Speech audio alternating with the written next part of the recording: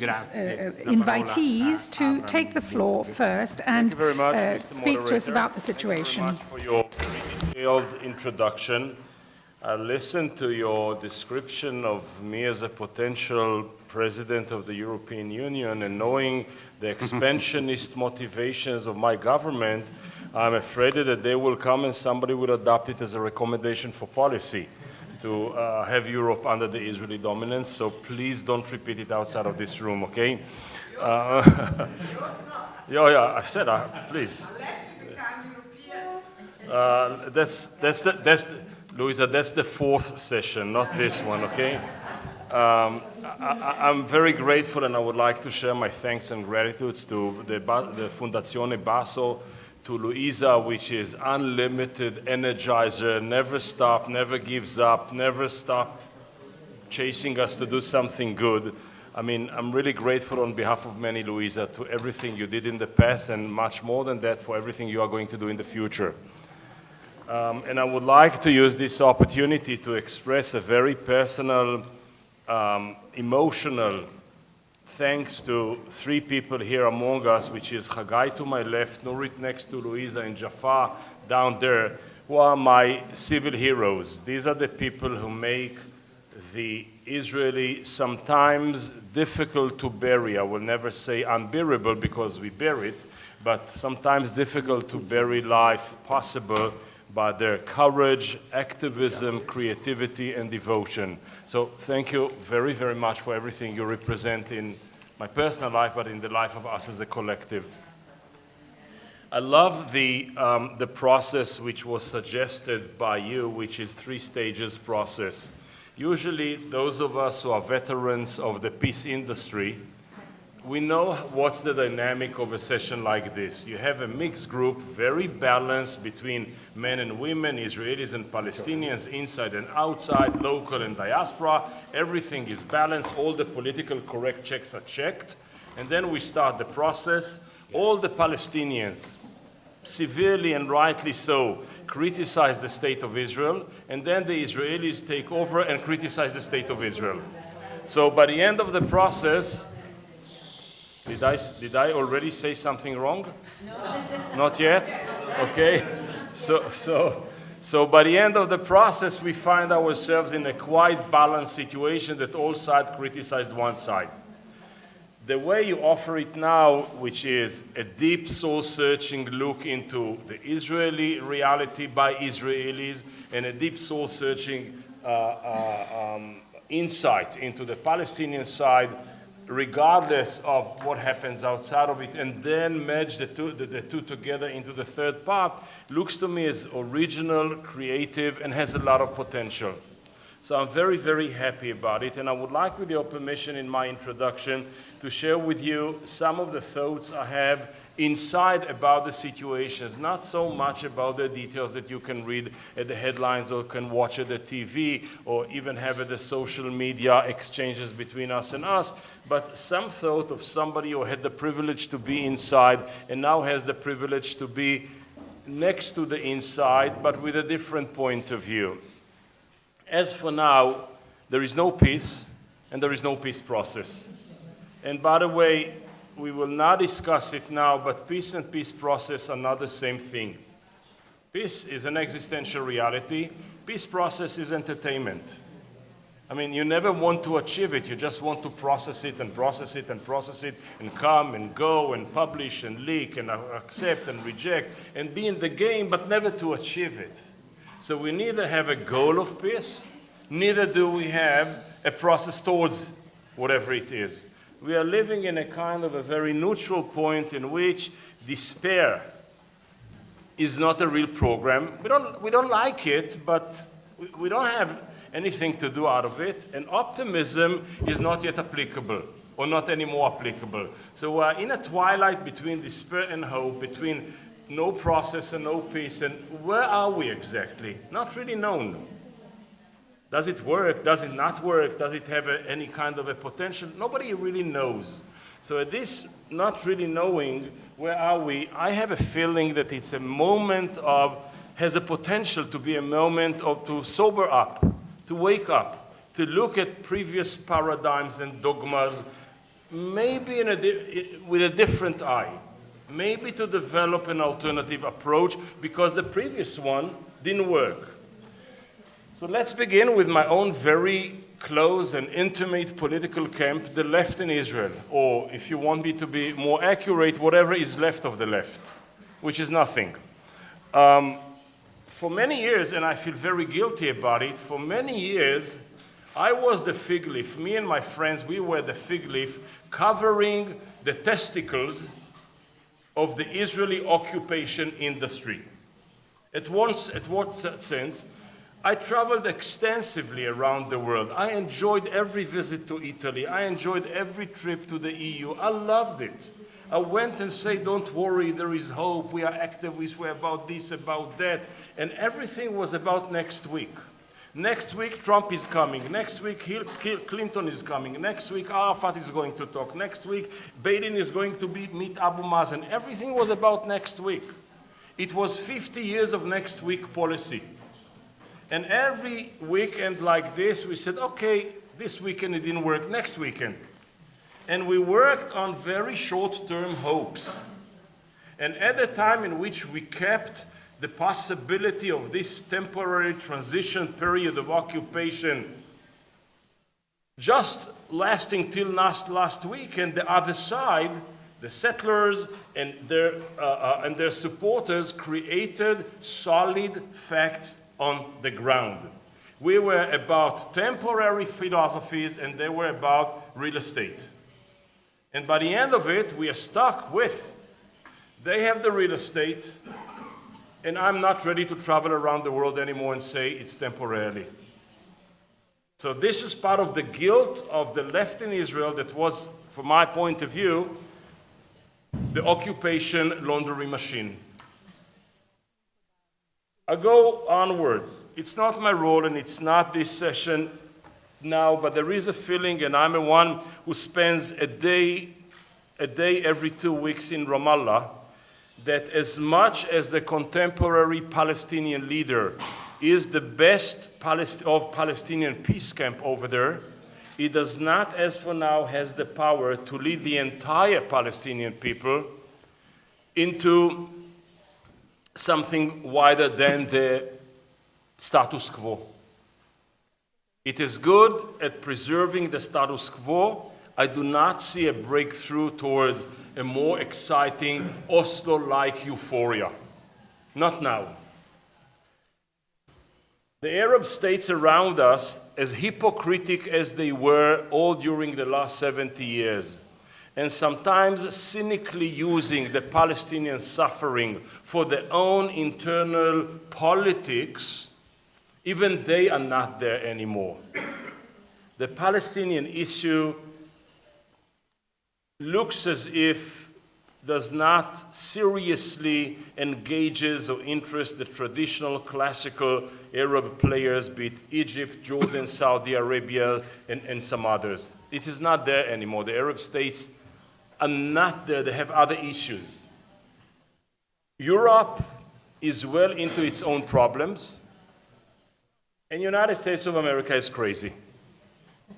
So when you take all of these components together, no real opposition alternative in Israel, no comprehensive leadership at the Palestinian side like Yasser Arafat was, as difficult and challenging as he was, no Arab state to be the infrastructure or the foundation for a more comprehensive geopolitical arrangement.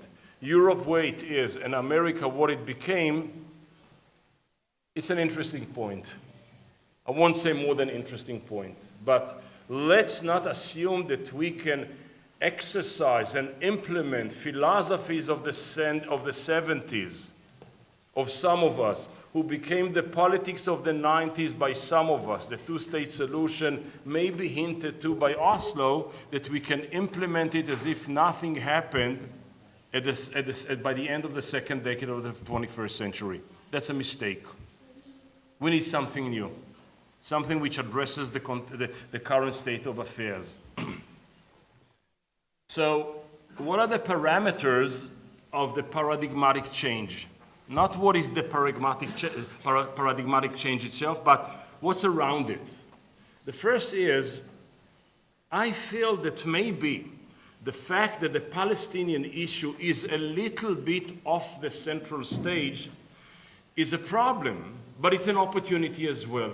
Maybe when you have to perform every night at the main stage and the eyes of the entire world is on you, does not leave you a room for mistakes or a room for reconsidering or to take off time. And maybe the fact that the issue is a little bit off the main stage of the international theater might help some of us to develop a more or a less stressful approach. The second is, it looks as if that around us there is a map of interest which is bigger than the conflict itself. We must address it somehow. Saudi Arabia, Iran, Turkey, Russia, America, Israel, Europe, we must see where this conflict now fits into the new geopolitical reality. There are some opportunities, there are some obstacles. I'll show you an illustration of an opportunity. I don't know if it is there. Imagine that we could have had a minute of Donald Trump's psyche. I don't wish it to anybody, but imagine, theoretically speaking, I'm the deal maker. I'm the ultimate deal maker. Can we sell him the idea, listen, go to Israel and tell them, I gave you Iran, I gave you the embassy, give me Palestine. Is it possible to talk this talk? Well, maybe yes, maybe no, but at least we have to explore it one way or another. And then comes a very interesting internal paradigmatic change. If you read very carefully the lines and between the lines of the ideological discourse in Israel, you realize a potential of a very interesting new coalition. Elements of the left, myself included, and elements of the right, President Rivlin included, and elements at the Palestinian state are ready to explore something that was unexplorable up until recently. Not a two-state solution, but a one-state solution. It's a threat, but it's an opportunity. It's a change, but it has some potential. And if we do not explore it, we will never have this new paradigm. And when we speak about this new paradigm, paradigms are usually having psychologies. It's usually psychopolitics before the politics. The psychopolitics of the region today is, I have a feeling that substantial major part of the Arab politics around us in the region and around us within the region take Israel as a fact that is not going to disappear.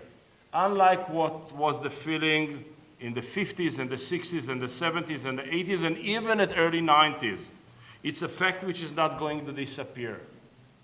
And on the other hand, most of the Zionist philosophies today realize that the ancient end of 19th century colonialist philosophy, that here is a people with no land, the Jews, coming to a land with no people, was a deception.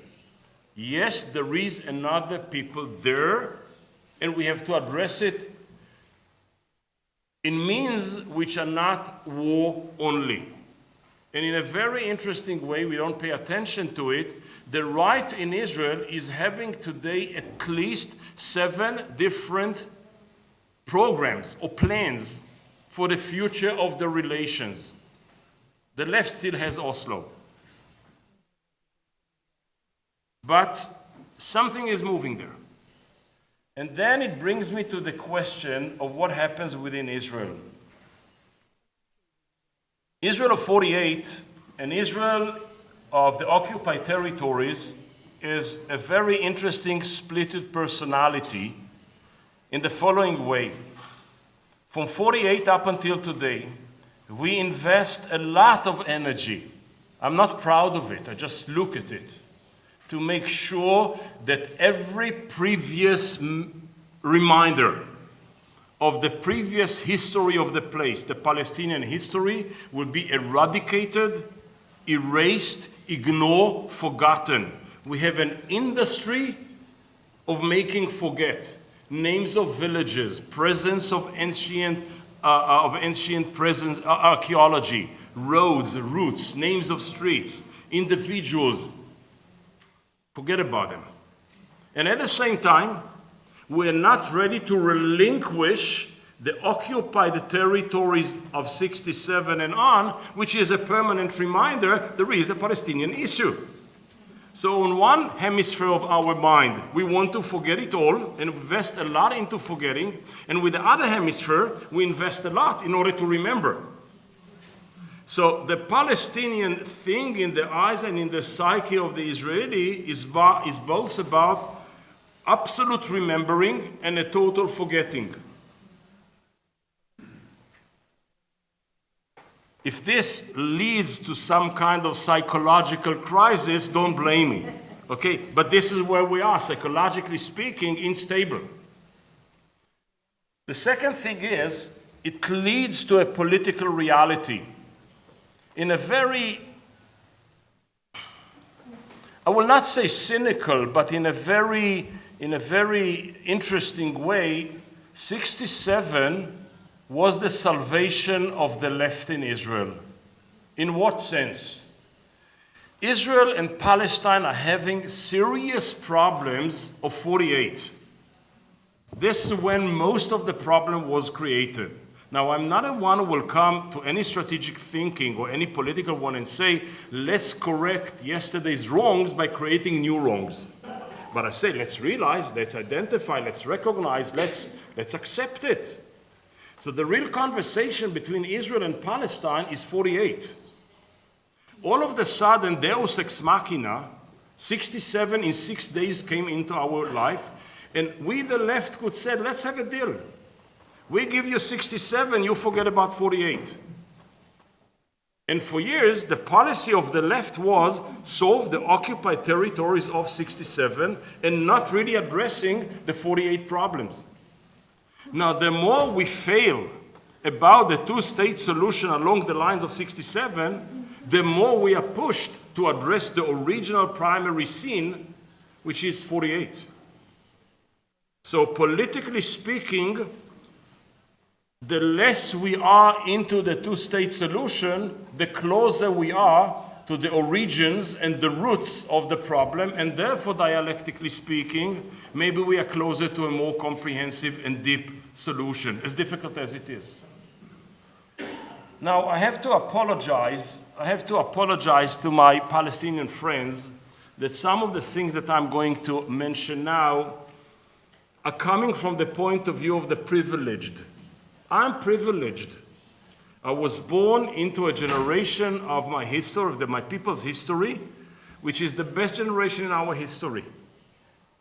We have independence, we have power, we have capabilities, we have national pride, we have it all. I'm so much confident in the new Israeli being, or the new Jewish being, that I have no problem to give up some or even a lot, and in some theoretical vision in the future, all of my nationalistic definitions. And I come to my Palestinian friends after I have 70 years of a beautiful, ugly relations with my national definition and say, I'm ready to give it up after 70 years of experience. Are you ready to give it up even though you didn't have even 7 minutes of independence? Not fair. It's not fair. But what I'm going to say now, it is not about fairness of the political game, it's a point of view of an analysis. It's not a point of view of emotions, it's a point of view of the logic. Later on, we have to flesh it up with some emotions and to see how we create a future narrative which contains respectfully past narratives which are so contradicting and so much colliding into each other. And I say as follows. The first is, this is maybe for the third session of yours. First is we must, all of those who want to have peace, move from a temporary state of mind into a long-term planning strategy. Imagine we are now in July 67. And I come to you and I said, tell me, this issue of the occupied territories, how long do you think can it continue? I mean, tell me, give me an appreciation, evaluation of time. Some will say 3 months. Others will say, you know what, 6 months. The most generous will say next year we are out of the occupied territories. Fast forward into 2018, we are 50 years into it, and we don't yet see the end. So I say, instead of wasting the next 30, 40 years for short-term formulas, let's think in terms of 50 years again. What do we see 50 years down the road? The first is, there is a very powerful force standing against us. It's international. That's the rise of conservatism. It's the rise of nationalism and neo-nationalism. It's the rise of ethnicity and racism. Whatever you visit, you feel over here, we experience over there. No real difference. But when it is implemented and exercised towards the occupation and the miseries of the Palestinian people, it becomes very unpleasant, to say the least.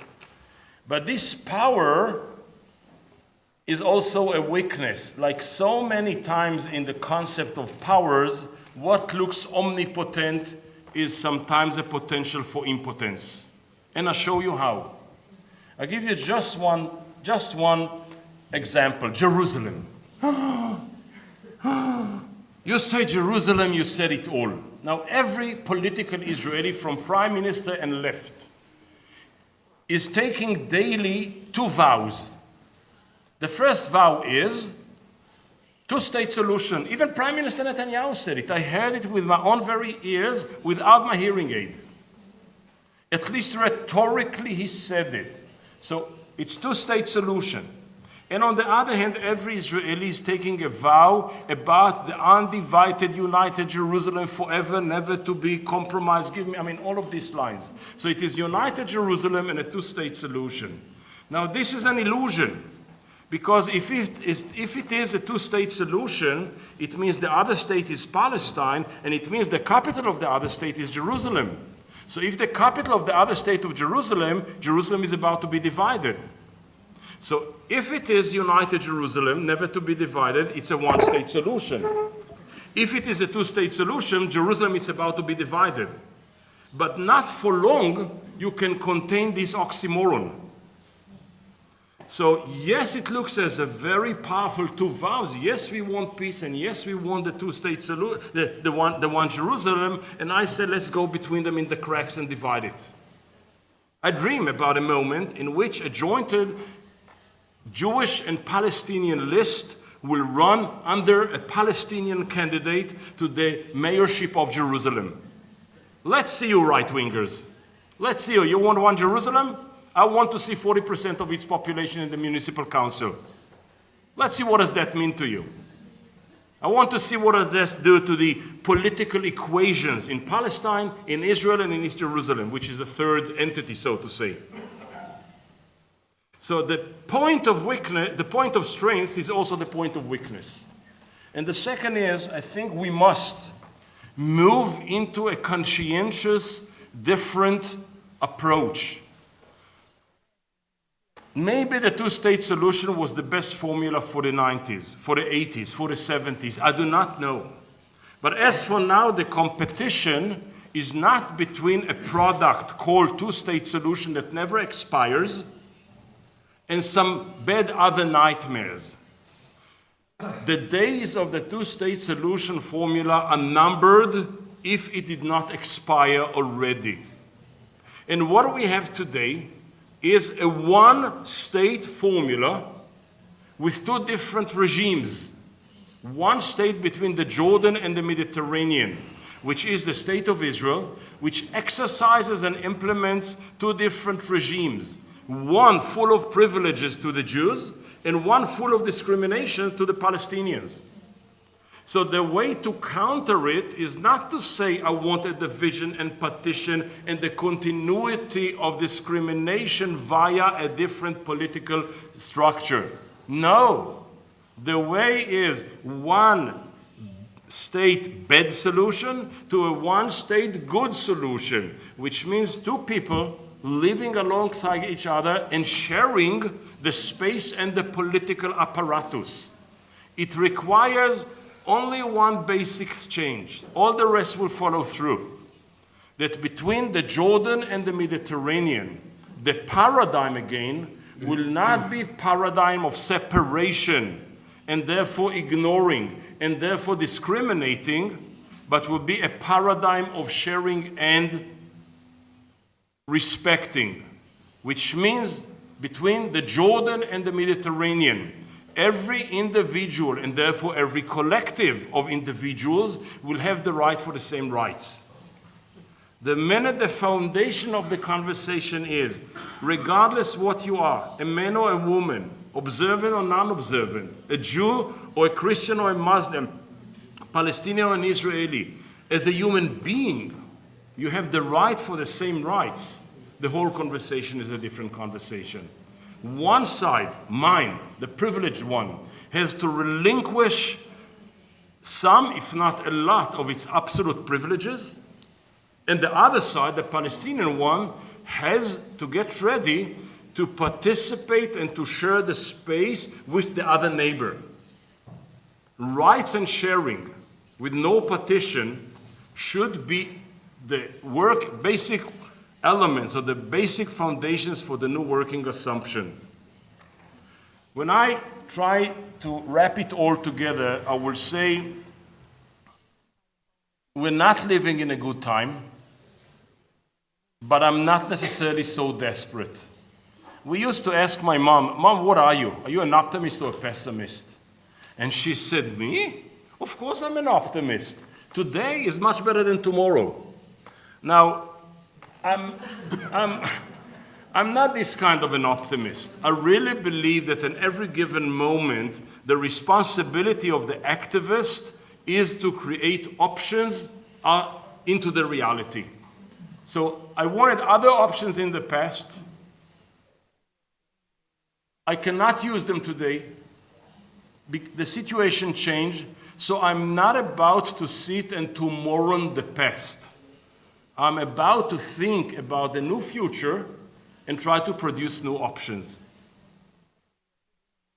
And the whole political analysis of what is, the title of the place, critical analysis of the situation, comes at least, I believe, from me and people like me, yes, with a lot of pain, but with a lot of responsibility.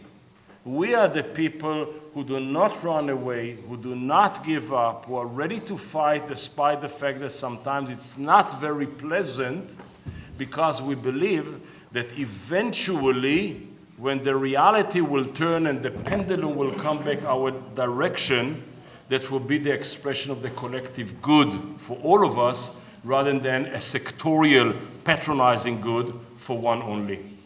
Thank you very much.